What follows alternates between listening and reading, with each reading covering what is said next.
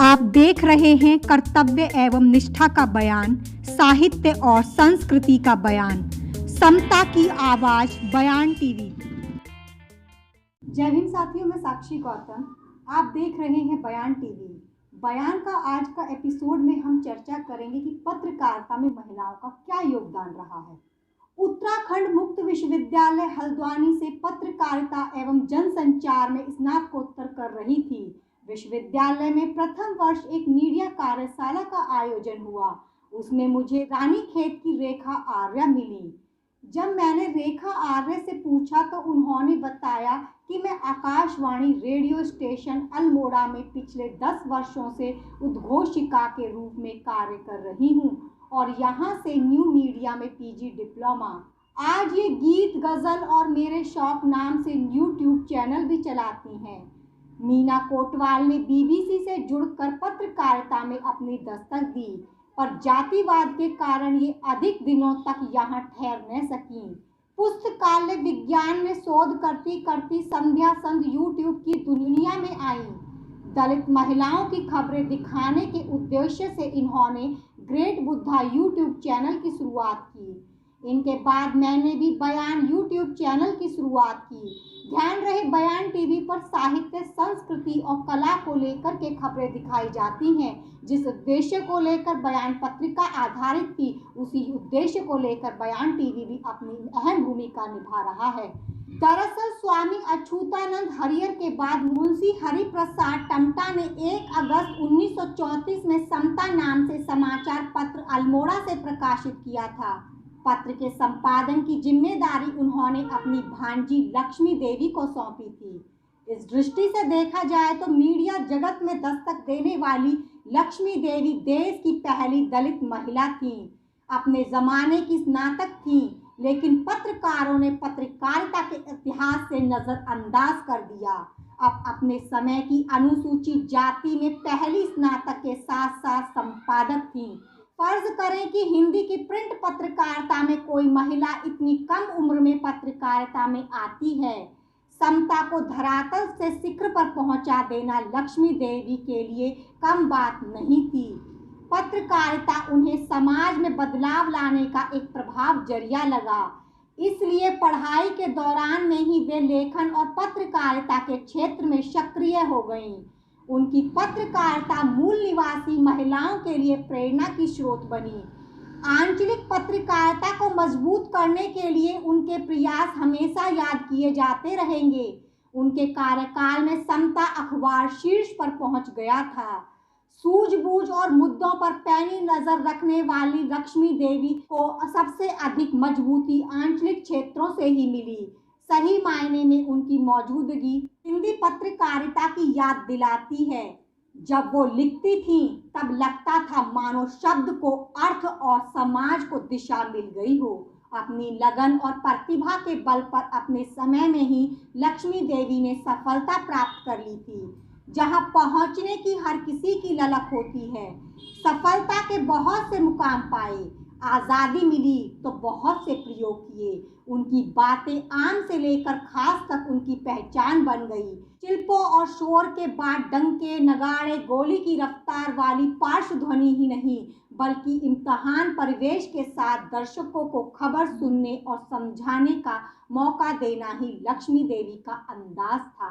दलित पत्रकारिता के क्षेत्र में सबसे पहले कदम रखकर इतिहास बनाने वाली लक्ष्मी देवी से पहाड़ की महिलाओं ने क्या सीखा, यह यक्ष प्रश्न है। स्त्री मुद्दों पर जमकर लिखा। पहाड़ी क्षेत्र में अब भी सबसे ज्यादा जन जागृति की जरूरत है। यहाँ महिलाएं अंधविश्वास, पाखंडवाद, रूढ़िवादिता के शिकंजे में पूर्ण रूप से फंसी हुई हैं। उत्तराखंड में अगर डॉक्टर अंबेडकर के विचारों को फैलाना है तो सबसे पहले यहाँ की महिलाओं को जागरूक करना होगा। संस्कृति की आधारशिला महिला ही होती है। एक महिला जागरूक होगी तो पूरा परिवार जागरूक होगा। पत्रकारिता के सामाजिक सरोकारों और भारतीय भाषाओं के वजूद के लिए लंबी लड़ाई लड़ रही हैं।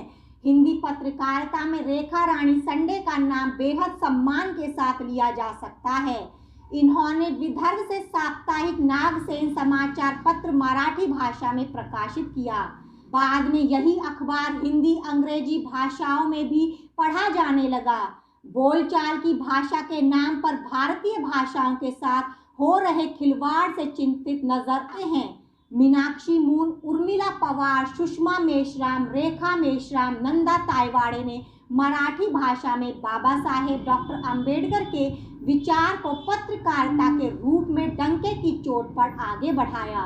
इन्होंने महिला अभिव्यक्ति को बड़ी ही सिद्ध के साथ शब्द दिए। दिल्ली से बिमला चौधरी ने बुद्ध घोष नाम से पत्रकारिता में अपनी दस्तक दी। पत्र ने तथागत बुद्ध और बाबा साहेब डॉक्टर अंबेडकर के विचार को गति दी। पत्रकार जो कवि है, संवेदनशील विचारक चिंतक है, उद्भट विद्वान लेखक हैं और सामाजिक कार्यकर्ता भी है। ये खूबियां किस एक महिला में हैं? इस प्रश्न का उत्तर खोजते हुए आप निश्चित ही रजनी तिलक के नाम पर रुक जाते हैं। उनका समस्त जीवन लेखन, अध्यात्म और आधुनिक जीवन मूल्यों से अनुप्रमाणित है। सामाजिक सरोकारों से जुड़े उनके पत्रकार कर्म ने कभी बाजारवादी ताकतों से समझौता नहीं किया। अभिव्यक्ति की आज़ादी के दमन का विरोध अभियान चलाया। उनके द्वारा की गई पत्रकारिता महिला पत्रकारों के लिए किए गए संघर्ष स्मरणीय हैं। सरकारी सेवा में रहते हुए भी अम्बेडकरी आंदोलन में सक्रिय रहीं, न कोई गलत काम किया और न करने दिया। पत्रकारिता उनके लिए फैशन नहीं, पैशन है। उनकी कलम न कभी रुकी और न कभी झुकी। सामाजिक सरोकार और पत्रकारीय नैतिकता के साथ अखबार निकालना हर किसी के बस का नहीं होता। बावजूद इसके न तो रजनी तिलक और न ही अखबार ने कभी पत्रकारिता की लक्ष्मण रेखा पार की। एक हल्के अम्बेडकरवाद रुझान के साथ लोगों की समस्याओं और बड़े मुद्दों को दिखाती हैं। उस दौर में जब बड़े पत्रकार धंधेबाजी के सहारे मीडिया ग्रुप खड़ा करने में लगे रहे, उस दौर में बाबा साहेब डॉक्टर अंबेडकर के मूक नायक को अपने कंधे पर लेना आसमान उठाने से कम नहीं था। अखबार की मिल्कियत या फिर समानांतर कुछ अलग खड़ा करने की कोशिश कभी न की। सामाजिक मूल्यों के प्रति भी महिलाओं को जागरूक करने में लगी हैं। इसके साथ ही युवाओं को समाज उन्मुखी पत्रकारिता को समय समय पर चर्चा भी करती थीं। प्रशिक्षण देना और उन्हें शोध कार्य करने का अभ्यास भी वे बखूबी करा रही हैं, जिसने समाज संचालित करने वालों की दशा ही बदल कर रख दी। हिंदी पत्रकारिता अनुशासित जीवन मुद्दे पर पैनी नजर रखने वाली डॉक्टर कुसुम मेघवाल की पहचान परिवर्तन प्रभाकर से बनी। पत्रकारिता की समझ उन्हें अपने पिता से मिली, जो राजस्थान में अनुसूचित जाति में पहले पत्रकार थे। पत्रकारिता को वे समाज में बदलाव लाने की ताकत मानती थीं। सकारात्मक पत्रकारिता से समाज की अधिकांश समस्याओं का निदान किया जा सकता है। सामाजिक और राष्ट्रीय सरोकारों की मूल्य आधारित पत्रकारिता की सीख लेकर मीडिया में खास मुकाम बनाया। संघर्ष, संवेदनशील सरोकार और सहजता की पूंजी के सहारे डॉक्टर कुसुम मेघवाल ने पत्रकारिता और फिर साहित्य में अपनी धमक दर्ज कराई। कई पुस्तकें भी डॉक्टर कुसुम मेघवाल ने लिखी। राजस्थान में महिला पत्रकार के रूप में ये पहली महिला हैं। राजनीति का रंग भी जमा, पर रचना धार्मिकता से कभी विमुख नहीं हुई। अभिमुख नायक की उत्पाद अनीता भारती का परिचय अपेक्षा नामक पत्रिका से होता है, जो तेज सिंह ने गोंडली दिल्ली से प्रकाशित की थी। ये अपने लेखन व बेबाक टिप्पणी के लिए आज भी चर्चा में है। प्रतिबद्ध पत्रिका का संपादन के अलावा दैनिक समाचार पत्रों में महिला मुद्दों पर लिखती रही हैं।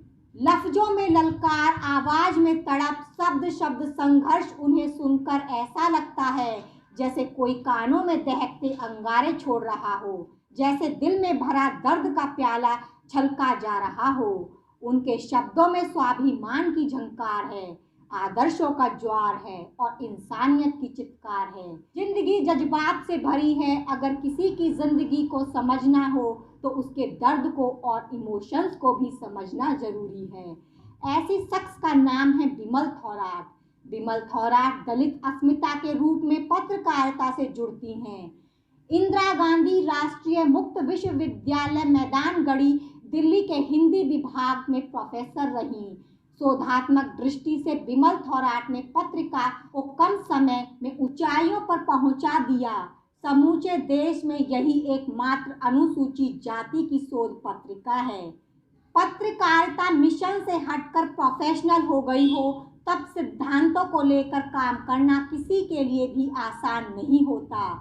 आपके पास दो ही विकल्प हैं, या तो आप सिद्धांत चुनिए या पत्रकारिता।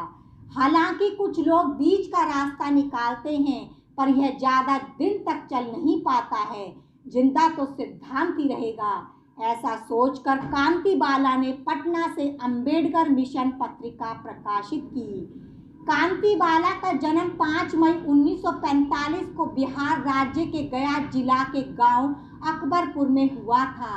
स्कूली शिक्षा के बाद इनका विवाह बिहार के निवासी बुद्ध शरण हंस के साथ वर्ष 1957 में हुआ। ये अपने माता पिता के साथ तो ब्राह्मणवादी संस्कार में पली बढ़ी, मगर जब वर्ष 1966 में इनके जीवन की गाड़ी बुद्ध शरण हंस के साथ चलने लगी, तब कांति बालाजी पूर्ण रूपेण अम्बेडकरवादी हो गईं।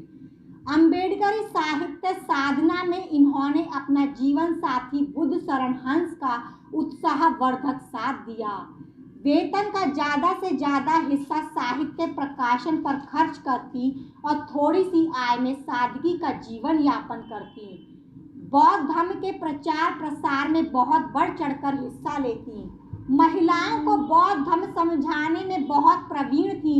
बौद्ध रीति रिवाज से कथा कहने, नए घर में प्रवेश कराने, विवाह कराने में बहुत हिमायती थी। अपने 2 बच्चों का अंतरजातीय विवाह इन्होंने किया और अपने सम्मिलित परिवार में 9 रिश्तेदारों के बच्चों का अंतरजातीय विवाह इन्होंने सफलता पाई। बौद्ध और अम्बेडकरी सभा सम्मेलनों में जहाँ से भी अपने जीवन साथी बुद्ध शरण हंस को आमंत्रित किया जाता, ये साथ जरूर जाती। अपनी लगनशीलता से इन्होंने अपने 2 पुत्रों को MBBS डॉक्टर तथा 2 पुत्रियों को डेंटल सर्जन, 1 पुत्री को बाल विकास परियोजना पद अधिकारी बनाया। हृदयाघात के कारण 7 नवंबर 2019 को इस मिशनरी जीवन साथी का परिनिर्वाण हो गया।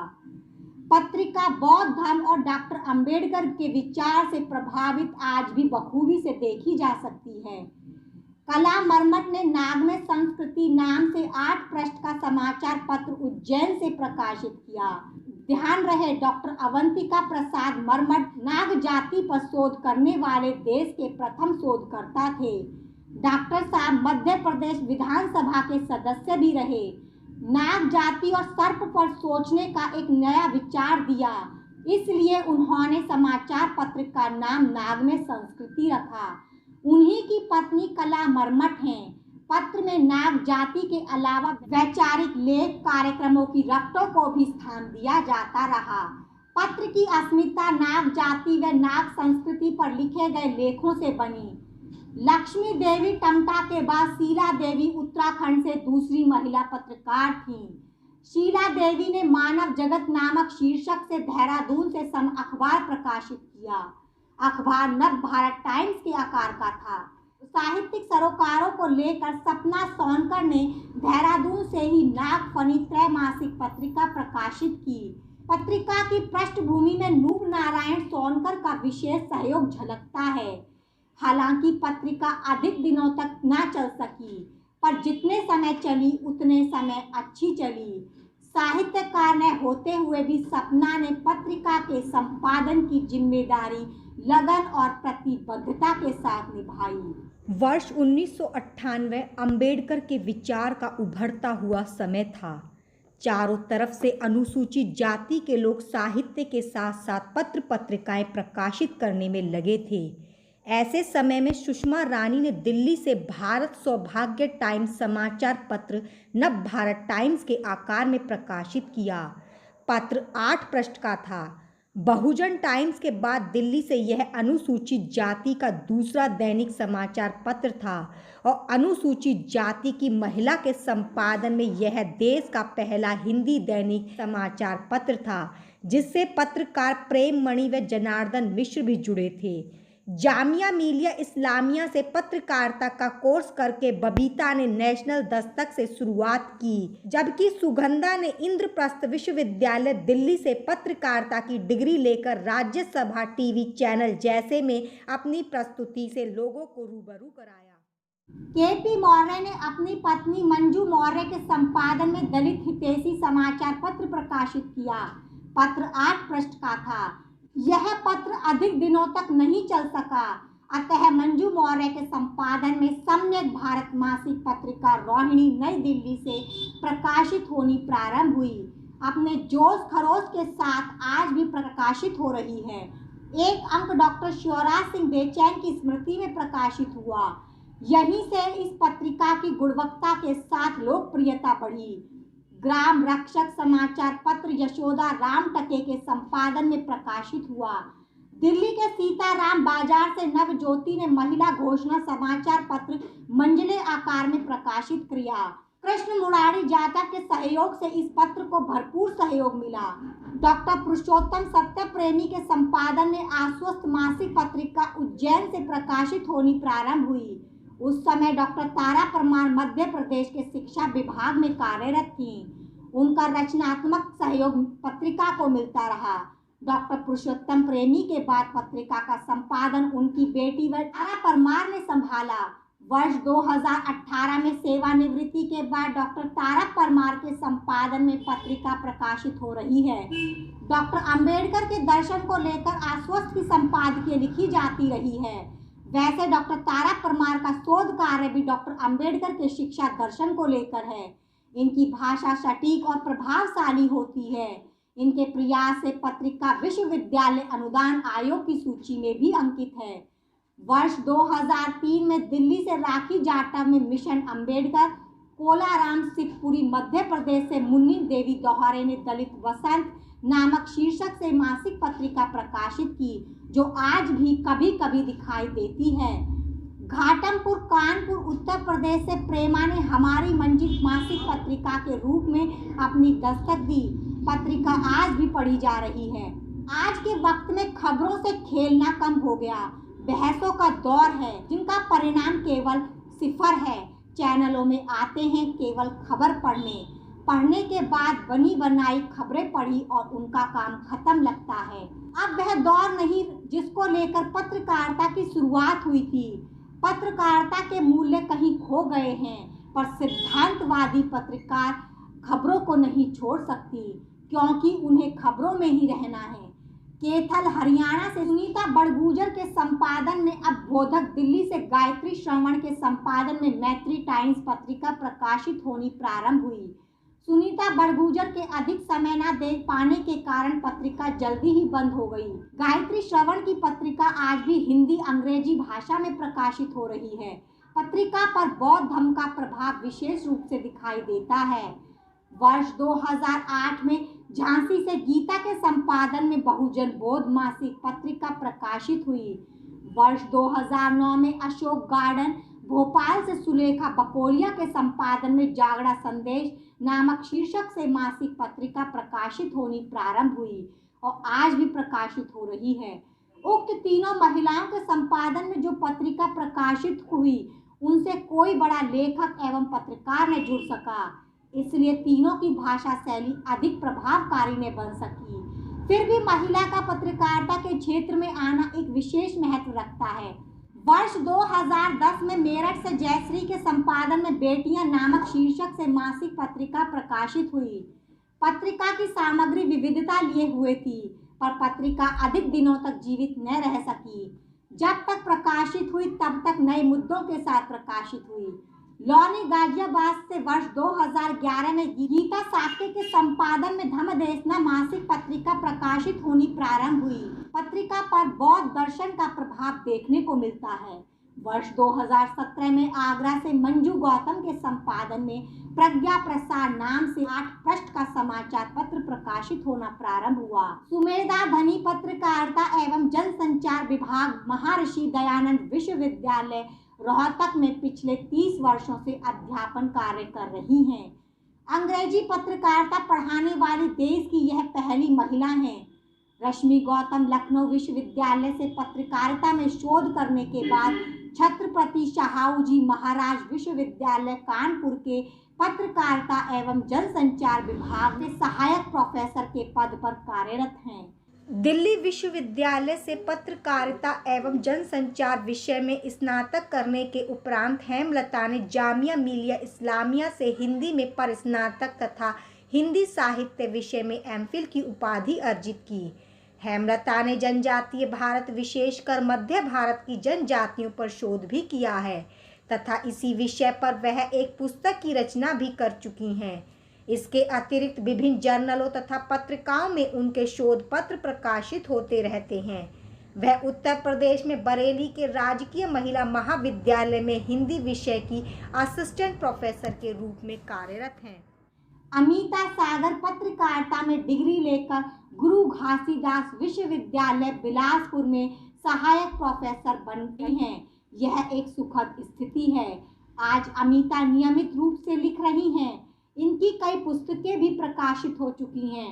प्रत्येक वर्ष मूल निवासी युवतियां मीडिया संस्थानों से पत्रकारिता की पढ़ाई करने के बाद पीएचडी भी कर लेती हैं।